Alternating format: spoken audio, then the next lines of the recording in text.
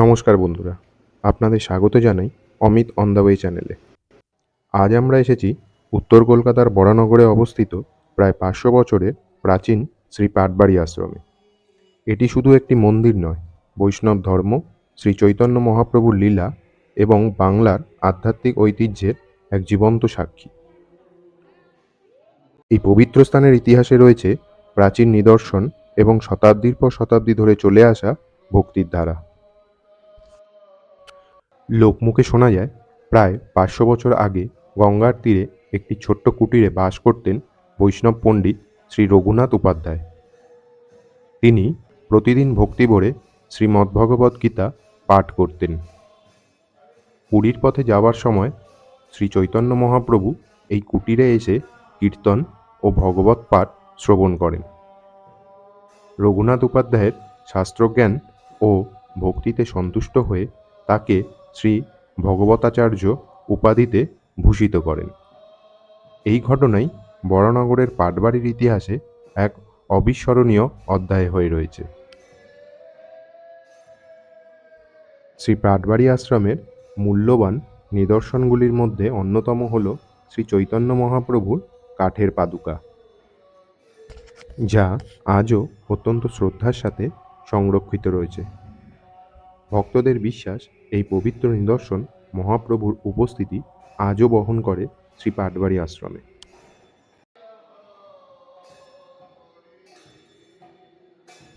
তবে ইতিহাসের এক পর্যায়ে এই পবিত্র স্থানটি দীর্ঘদিন লোকচক্ষুর আড়ালে চলে যায়। পরে বিশিষ্ট বৈষ্ণব সাধক রামদাস বাবাজি মহারাজ এই স্থানটি পুনরায় আবিষ্কার করেন। তার উদ্যোগে এবং রাধারমণ চরণ দাস বাবাজি মহারাজের নির্দেশনায় বর্তমান শ্রী পাটবাড়ি আশ্রম গড়ে ওঠে।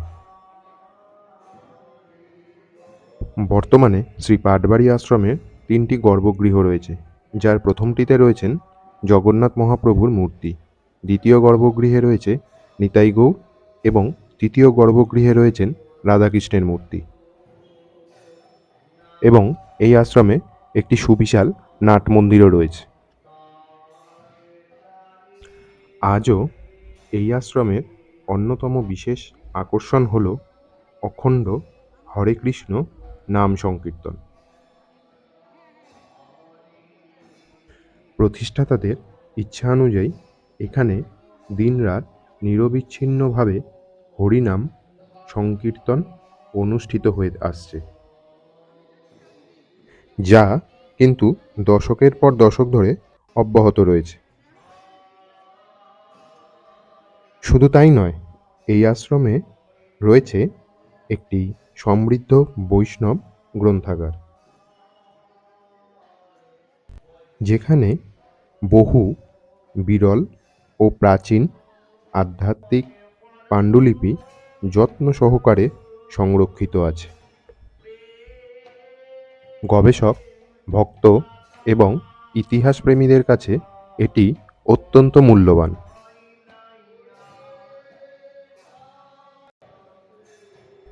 শ্রী পাটবাড়ি আশ্রমে এই স্থানটিতে শ্রী চৈতন্য মহাপ্রভুর কাঠের পাদুকা সংরক্ষিত আছে। বর্তমানে এখানে যে সকল ভক্তবৃন্দ কৃষ্ণ মন্ত্রে অথবা বৈষ্ণব মন্ত্রে দীক্ষা গ্রহণ করতে চায়, তাদের জন্য রয়েছে সুবন্দোবস্ত। তার জন্য আশ্রমের অফিস থেকে প্রয়োজনীয় তথ্য সংগ্রহ করতে হবে।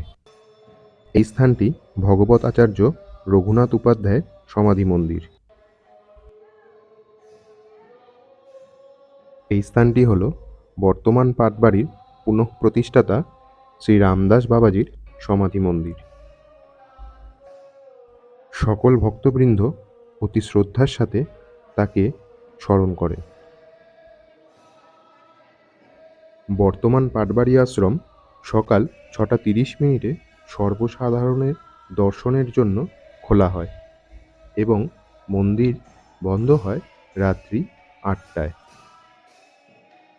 এখানে প্রতিদিন ভোগ প্রসাদেরও সুবন্দোবস্ত আছে, তবে সকাল 10টার মধ্যে এসে কুপন সংগ্রহ করতে হবে। এই স্থানটি হল আশ্রমের গ্রন্থাগার, এবং আশ্রমের অফিসও এইখানেই অবস্থিত। বর্তমান পাটবাড়ি আশ্রমে রাস পূর্ণিমা, ঝুলন যাত্রা, গুরু পূর্ণিমা, রথযাত্রা, দোলযাত্রা, জন্মাষ্টমী ও গৌর পূর্ণিমা খুব আড়ম্বরের সাথে পালিত হয়। কলকাতার ইতিহাস, বৈষ্ণব ঐতিহ্য এবং আধ্যাত্মিক ঐতিহ্যকে কাছ থেকে অনুভব করতে চান তাহলে অবশ্যই শ্রী পাটবাড়ি আশ্রম আপনার ভ্রমণ তালিকায় থাকা উচিত। কেমন লাগলো আপনাদের এই ভিডিওটি? অবশ্যই একটি লাইক ও কমেন্টস করে জানাবেন। দেখা হচ্ছে নতুন কোনো ভিডিওতে।